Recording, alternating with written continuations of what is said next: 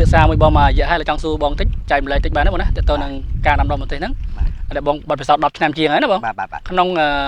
មហាត់ចំណាយអស់ប្រហែលបងដើមទុនចំណាយលើម្ទេសតាំងពីពូជីប្រេងថ្នាំកម្លាំងពលកម្មអីហ្នឹងគិតសរុបហ៎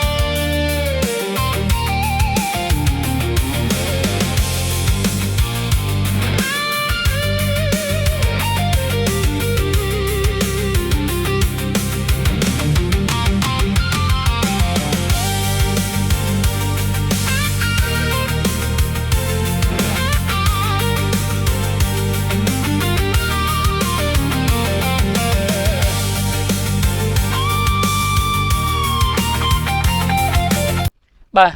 សួស្តីជាថ្មីម្ដងទៀតបងប្អូនឥឡូវនេះខ្ញុំនាំអារម្មណ៍បងប្អូនទាំងអស់គ្នាមកជួបជាមួយនឹងបងប្រុសជាមួយបងឋានបាទដែលគាត់ជាកសិករតាមម្ទេសបាទនៅខាងស្រុកស្អាងខេត្តកណ្ដាលបងប្រុសធ្វើម្ទេសប្រហែលឆ្នាំហើយបងបានជាង10ឆ្នាំជាង10ឆ្នាំណាហើយដាំដីប៉ុន្មានហាត់បងឆ្នាំហ្នឹងដាំ4ហាត់ដាំ4ហាត់ណាបាទហើយឃើញថាម្ទេសបងល្អមែនតើណានេះទាំងសងខាងនេះក្នុងចការតែមួយតែបងតេស្តពូជថ្មីណាអានេះពូជអត់ស្គាល់ឈ្មោះវាទេបងនេះអត់ស្គាល់ទេទុំឡមើលទុំសាកមើល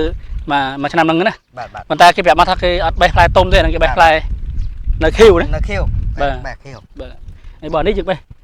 ចង្អុលមេឃទេដែរនេះនេះយើងបេះទុំបេះទុំធម្មតាយើងបាទចង់សួរហាងឆេងម្ទេសពីឆ្នាំទៅតិចមកបងឆ្នាំ2024 2025បាទតើតើនឹងតម្លៃហាងឆេងម្ទេស2024បងចាំហ៎ពេលដល់រដូវដើមដៃក្តារដៃនិងចុងដៃ1គីឡូប៉ុន្មានដែរបងបាទឆ្នាំ2024ហ្នឹងតាមខែតាមថ្ងៃនេះតម្លៃប៉ុណ្្នឹងដែរបាទប៉ុន្មានបង2000ជាងដែរ2000ជាងដែរដើមដៃណាបាទដើមដៃហើយដល់កដាលលូតដល់ប៉ុន្មានដែរបងលូតដល់7000 3000 1គីឡូណា2ថ្ងៃលូតដល់10000ហើយចូលដល់2025ខ្ញុំឮថាលូតបានខ្ពស់2025ឆ្នាំទៅនេះតម្លៃម្ទេសហ្នឹងបានប៉ុន្មានដូចជាទង7-8000ឡើងទៅ12000 12000បាទហើយវាមានខែមានថ្ងៃឃើញពណ៌មានផ្សាយកាលចុងខែដូចជាដាក់ក្នុងខែ11ដើមខែ12ហ្នឹងបាទខ្ញុំឃើញម្ទេសបានតម្លៃ1គីឡូដល់ទៅ25000ទៅ30000ហ្នឹងហើយកាលនោះអត់មានកសិករយើងតដាំបានទេបាទដោយសារនៅតំបន់នេះទឹកលិចហ៎បងយើងទៅបានដាំចុងខែ11ដើមខែ12ឬខែ1ទេបាទយើងបានដាំហ្នឹងបងបាទបដិញតាមអ្នកនៅលើទៀតណាអ្នកក្រោមដល់ខែ1មិនបានដាំអស់ខែ2ខែ2បានអស់បាទចឹងគឺថានៅនេះគឺកសិករនិយមដាំម្ទេសច្រើនមែនតើសឹងគ្រប់គ្រួសារបងណាគ្រប់ហើយអស់ភូមិទាំងអស់គ្នាអ្នកណាធ្វើអីដាំតែម្ទេសបាទមុខរបរតែដាំមួយឆ្នាំបានតែម្ដងទេណាបងនៅនេះម្ដងព្រោះទឹកវាលិចណាបាទចុះក្រៅពីដាំម្ទេសមានធ្វើផ្សេងទៀតទេបងខែទឹកយើងធ្វើត្រីធ្វើអីរនេសាទត្រីធ្វើរកត្រីរកអីទៅណាបងបាទទឹកស្រស់វិញយើងដាំទៅបាទចុះឆ្នាំនេះសង្ឃឹមថាបាន1គីឡូប៉ុន្មានមកទៅបង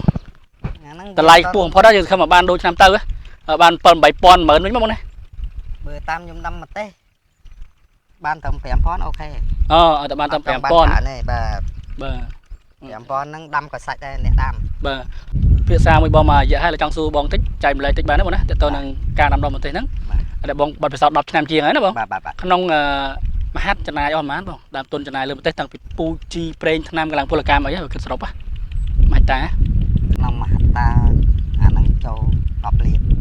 10លានណាបាទតាំងលុយប្រើកម្មករធ្វើស្មៅទៅចំណាយណាហើយបើខ្ញុំដាំម្ទេសដូចថាមួយហាត់ចំណាយ10លានបាទខ្ញុំដាំឡើង2ហាត់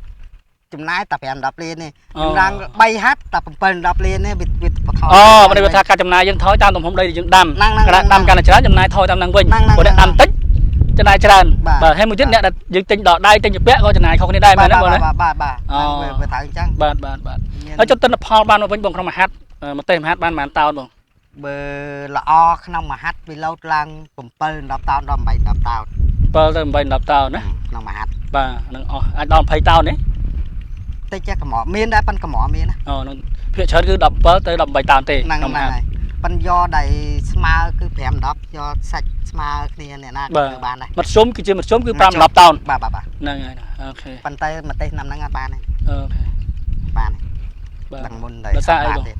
បញ្ហាច្រើន បញ្ហាដូចថាដើមស្គួត អូដើមស្គួតច្រើនខូចច្រើន ដាំក្នុង 10000 បើវាអត់មានស្គួតយើងបេះ 10000 ដើមហ្នឹងបើវាមានស្គួតយើងបេះត្រឹមបានតែ 7000 ដើមហ្នឹងបាត់ដល់ប្រហែលហ្នឹងវាបាត់វាថយគីឡូបាទមកទេសបងដាំនេះបដោះខ្លួនឯងឬក៏បងទិញកូនពីបង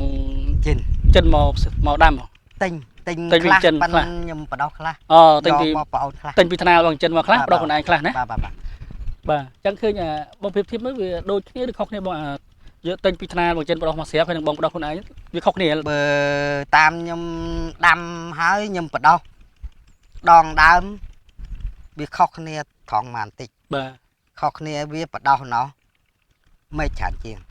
មិនថាប្រទេសដែលបងទិញពីថ្នាលចិនបដោះហើយហ្នឹងមានបដោះក្នុងខ្ទងក្នុងរោងម៉ាស៊ីនហ្នឹងក្នុងរោងហ្នឹងយកមកដាំវាល្អជាងដើមមេឃបែកសាខាច្រើនជាងបើអារឿងកម្ពស់ដៃធំឡើងវាដូចគ្នាទេបាទប៉ុន្តែខ្ញុំតាមមើលខ្ញុំថាបាប់ព្រឺវា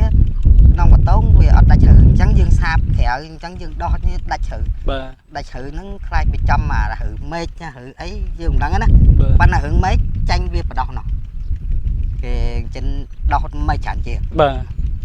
បាទវាគាត់ខុសតាត្រង់ហ្នឹងឯងបាទសរុបមកគឺមកទេសដែលបដោះនៅក្នុងរោងថ្នាលបដោះកូនរបស់បងចិនហ្នឹងបាទយកមកដាំសង្កេតឃើញថាវាបែកមេច្រើនជាងជាងមកទេសដែលកសិករឬក៏បងបដោះខ្លួនឯងពួកមកទេសកាលណាតែវាបែកមេច្រើនវាចេញផ្កាវាចេញផ្លែច្រើនមែនទេបងនេះបាទឲ្យច្រើនចំការយកច្រើនចំការហើយមើលទៅខុសគ្នាបាទអូខេអញ្ចឹងបងប្អូនកសិករកុំភ្លេចរដូវក្រោយឆ្នាំក្រោយ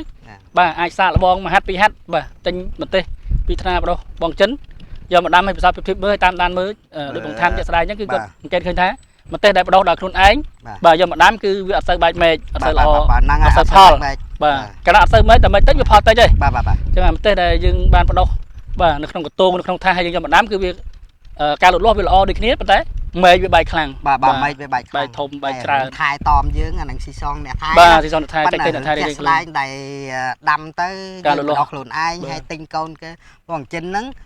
អាហ្នឹងគេមេជាងពួកអីគេអត់មានដាច់ជ្រៅទេពួកគេដូចកតងហ្នឹងណាបាទពេលយើងយកមកដាក់មកកម្លាំងតែម្ដងបាទអញ្ចឹងគេថាមកទេសខាងក្រោយនេះមកទេសស្លឹកធំនេះពូជថ្មីនេះ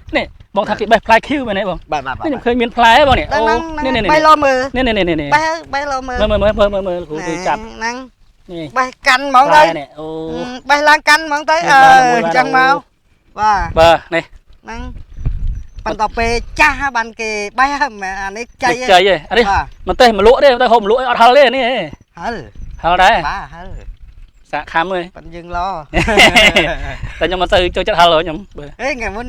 ពីអ្នកបងប្អូនលេងមកផ្លែតាអញ្ចឹងមិនអត់ហិលទេប៉ុន្តែវានៅចៃអូខេនេះផ្លែរបស់វាបែបនេះណា